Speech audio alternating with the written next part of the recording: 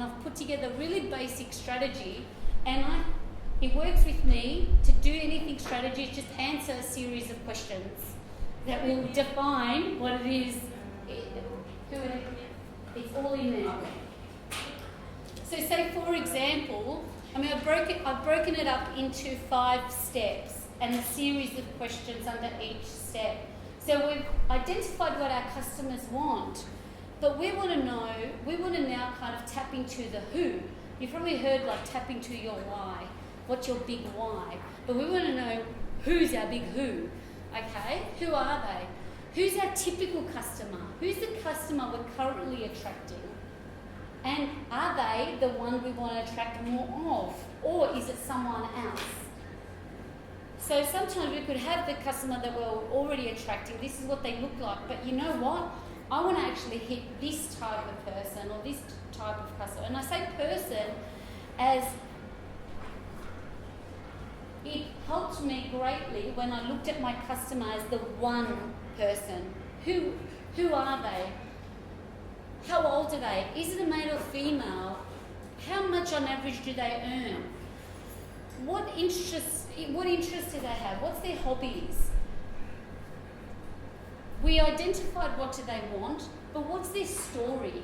Say for me, the more I'm building out more and more of the story of my customer, I think my customer's Jane, and she's in her mid-40s, and she's been running a business now for 5 to 10 years. All of this is new to her, and she doesn't quite have the time or the patience to figure it out herself, because she's got a family to look after and a husband to look after, and they've got a couple of pets at home, and she's just stressed all the time.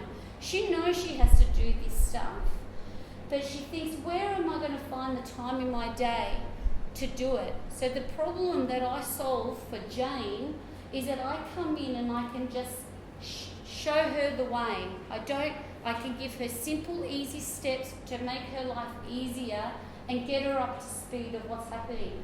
So see the difference outside of looking at our market as like a collective, that when I'm writing copy, when I'm producing content, if I'm going to write a blog, or I always have Jane in the back of my mind to say, is this going to resonate with her? Because at the moment, that's who I want to help.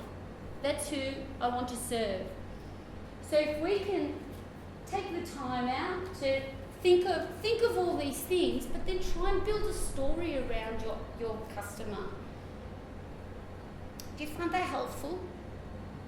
As something to think about moving forward. And after you do this, I want you to go back and to look at everything you've written in your brochures, in your websites, on ads that you've done, and think, am I speaking to that person? Is that who I want to make, kind of attract is the word. Thank you. So that's step 1. And all of these are in your workbook. Defining your goals. You've got to start with the end in mind, not with the beginning. I know it sounds a bit corny, but it's true. When you're saying, I don't know what to measure, Simone, we've got to identify what's our ultimate intention here. Do we want to gain a community? By 30 June, I want to have over 5,000 likes on my Facebook page or Instagram. I want to have X amount of functions. What's the ultimate intention, not just with our social media, but for the business? What's the ultimate intention? And then we can reverse engineer and say, well, how can we make all this stuff work to achieve the big picture? Okay? And then we hit it right at the beginning. How will I measure it? Is it going to be, Facebook Insights, all the reporting that is through Facebook is very good. Like that is to just measure the Facebook, measure our traffic through Facebook is very good. But again, I would say it's our website that we want to hope after today. It's are we directing enough traffic or getting creative about the ways that we're getting them off their social media to real estate that we own, okay, not that we rent. So I want you to have a good think about these two questions. What's the ultimate intention? And then how will I measure my goals? Set some goals about how we're going to get there. I mean, this is good to do overall for your business, for your financial, for all of your marketing. But it's very important, so because we don't want to be wasting our time here. Okay, because it is time at the moment. Unless we outsource to someone else, it is a labour intensive. I mean, I really thought about this it was just this morning. I was just finalising things together. As marketers, we're really becoming publishers. The landscape has changed, that we kind of have to think of ourselves almost in the same way as an editor of a magazine, or a producer of a television show, in terms of what we're putting out there that's going to create value to our audience, not be an infomercial. Make sense? I was last year, and it was just very labor-intensive. I stopped doing it. I shouldn't be doing it again with Twitter.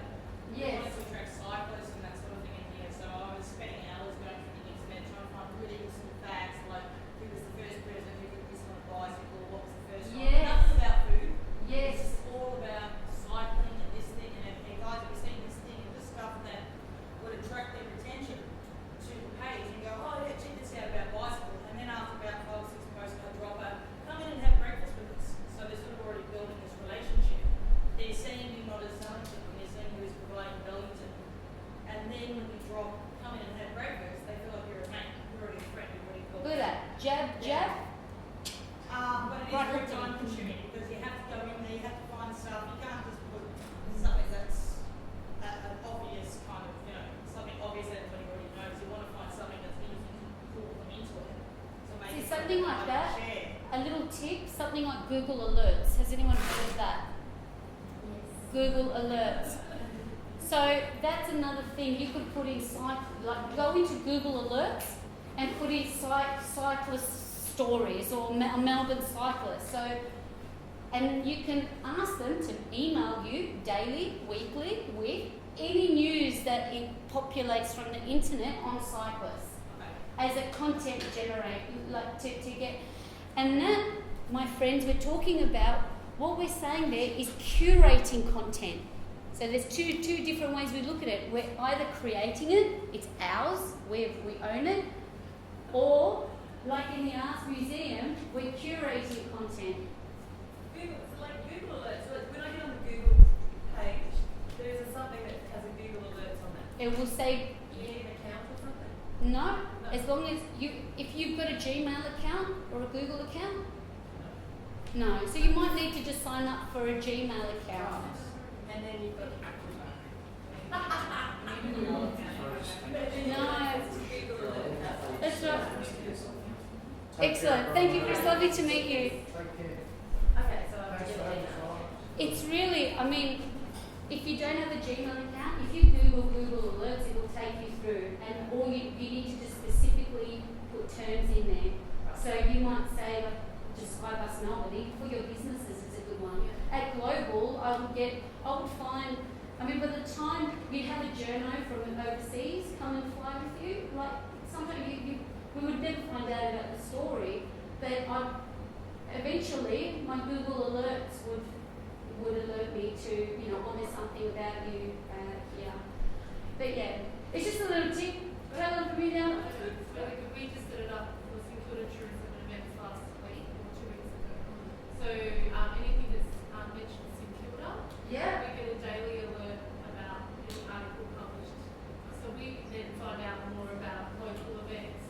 Love things that it. are launching in Yeah. Secured. So a lot of it's around Secured Football Club Yeah. and this being banned or suspended. But at least we know. But at least you know. Missing out on content. Yeah. And that's something good to share. Yeah. Like something that you have. That's the one thing. I know it can be a little overwhelming. You think, oh my God, but it doesn't, if there's anything, it doesn't have to always be ours. Like doing something like that, you're just sharing someone else, but you're still adding value, you're still giving, you've saved them from searching for it themselves. I mean, who found out about Prince passing away on the news? Like, where did everyone find out about Facebook? For me, it was Twitter. Yeah, I mean, look at that. Like, I think everyone, the first reach over their phone, how do you get in your news that is curated? So, we'll fly through this, finding your audience. So now we've got a background into who's who and where they are and what audience, the demographic of all these platforms. Then we want to kind of look at, okay, for my ideal customer, Jane is total Facebook. Okay, that's where I spend most of my time because I know that's who the audience that I can serve best, that I can help best. How active are they? What do they seek? So you might find for your ideal market, it's inspiration, information, latest events. Okay.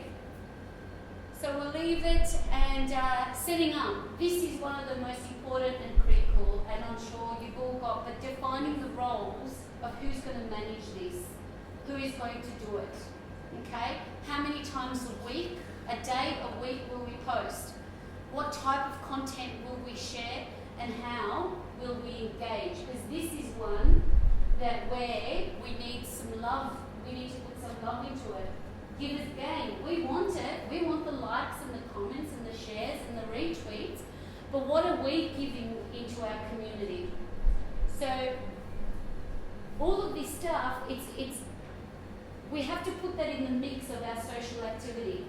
That it's not only what we're putting on our own platforms, how actively or what time are we actually giving our social media presence to go and suss out what the great provider is doing, what Linden Arts, what Skybus is doing. How are we serving each other? Because this is now how we can really dominate as a destination by collectively then sharing each other's stuff. You don't have to, I mean, that's great when we're looking at a niche of cyclists. We want to attract, we want to curate that type of content. But in the mix, in engaging, how are we going back and giving the love to our neighbours? Okay? So, I mean, something here, I mean, when we're talking strategy, I would do things so much differently. It's like, you don't know what you don't know, okay? But in the same sense, and this is why it's great that we did the packaging workshop. It's not very dissimilar to what we were talking about with packaging. That's different, that we're setting up a commercial relationship where it's a partnership exercise. We can do exactly the same thing here without having to exchange a contractual arrangement or agreement. So Chris had an experience, and there's how many venues here, restaurants and bars. Now there's nothing to stop you guys partnering up together and strategically say, okay, this is what I'm doing for the next month. Can you post? You give them the photo you want, you give them the copy you want, okay? Can you post this once a week for me, and I will do the same for you? It's giving variety on your page. You're getting in the audience of someone that's attracting the same market as you, but we kind of sit on our hands sometimes waiting for this to happen. But be strategic about your partnerships I mean, it's the same, take those in the social world as well. To think who, like we said, who can be my ideal partner, my ideal customers, who could be my ideal partners here in my social media activity that I can align myself with, that we complement our brands, we complement our culture. Okay? Sound good? Yes, and we always wanting content. Secure tourism events, so if anyone wants to create content plan with us, yeah, which is really good. See, that would be amazing. So take Denise and the team up on that. Think about, think about your campaigns and what you're doing in the next 6 to 12 months. And you can make life so much easier. You can create the copy and the graphics and all that and just say, here you go. Easy for them. They can just go then and pre-schedule everything and don't have to think about it again. So, and you know you've got that, do it with Denise, and then think, who else could I do it with? Okay? So leverage. It's what's the word I'm looking for? Collaborative? It's collaborative. It's good for me, it's good for you, it's good for the greater good of our destination. Okay? Win-win all round. So, I'm just going to keep going till we finish module 1. Yeah. So, content rules. Content basically is everything that touches your customer. Okay? You think of everything that we're talking about here. We could break out everything that we've said and make it content. We're recording this. I've produced slides. That's content. It's being recorded. That's content. I've written notes before I created the slides that I could create into blog posts. It's content. Okay? Everything that all our online real estate and properties that we touch is content. The different types of content, okay? So I just want to give you an understanding of all the different things that you can produce moving forward for your businesses that can then sit on your websites and be a wonderful thing to share on your social media platforms, okay? So, I love what you've done. They've got a blog post at Habitat HQ, but it's not called a blog, it's called Habitat Chat.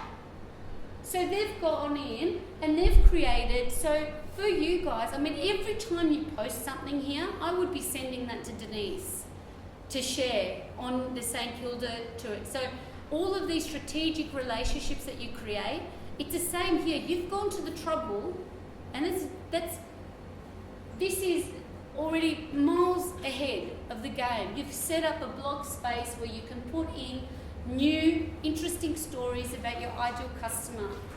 So if you can now create an opportunity after doing that, she's got, every time you click on read more, we have a new URL, don't we? So you set up your partners, so every time it's posted, create a group email or something, whichever way you want it. Can you post this in the next week or so? Here's some content for you. Take that next step to get it out there. Okay, because again, the more audience, this is how you get new visits to our website. You good? Is that a question? No. Okay. Does that make sense? Okay, so we want new things. Now, what I want all of you to test when you're doing this stuff though, when you go into Facebook, you want to check that the status populates your link correctly. Do you know what I mean by that? No, I'll show you. Okay, so blog is one. We talked about video. Now, Lisa, this is what I'm talking about, the video channel that I wanted to show you. Every time you've done a video, even if it's been on your phone or however these were done, when it's uploaded in the timeline, it automatically goes into your Facebook video channel. Now all of these, this is where we're talking about repurposing. So now they can sit on your video, the same video go and upload onto your YouTube channel or vice versa. Okay, so if you've got video content sitting around, go and upload it onto your channel. This is what yours is going to look like. Okay? Sorry, that video thing, I don't put any of this up there. I did film that time lapse when I passed it on. But Yeah. some of these come from customers or whatever, they might have posted it. And we've shared it. This will not be from customers. Right. So, I'll double check. yeah, You're saying that we should then be able to go to make a YouTube channel or a videos channel and put it all. not Vimeo. Vimeo isn't for everyone. So if you don't have video, just stick with YouTube if you don't We should have. have a YouTube account. Correct. Even though we've got stuff on YouTube, we probably don't have a YouTube account. Do you need to? You- must have an account to upload.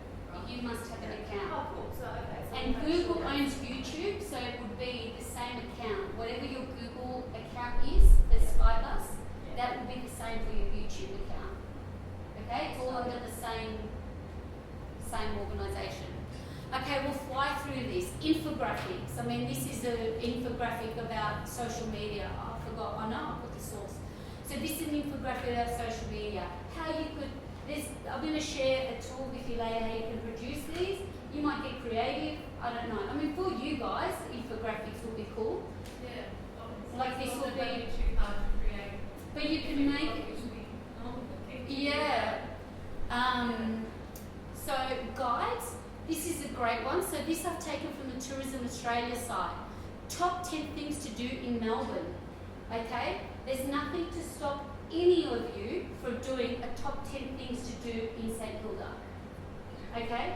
All of you should have your own unique spin on a guide like this. A great way to strike up some relationships with the local community. You go in as the Katrina Roundtree of Getaway and say, I want to feature you on our website and on our social media channels. Suddenly we become the media. You are the media, okay?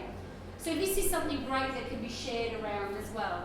And, you know, again, give us game. You feature someone else, you put their website in there, you can tag them into your social media. I just want to ask a question. Do you think it's good to have an individual blog page separate to your website to do stuff through, or do it on your website and your social media page? I would always recommend you add a blog function, like you add it to your website. Yeah. This is just a great way to keep your website current with new information. It doesn't become static. Okay? We're always feeding our little beast that we're building. Because this is what the new SEO is now.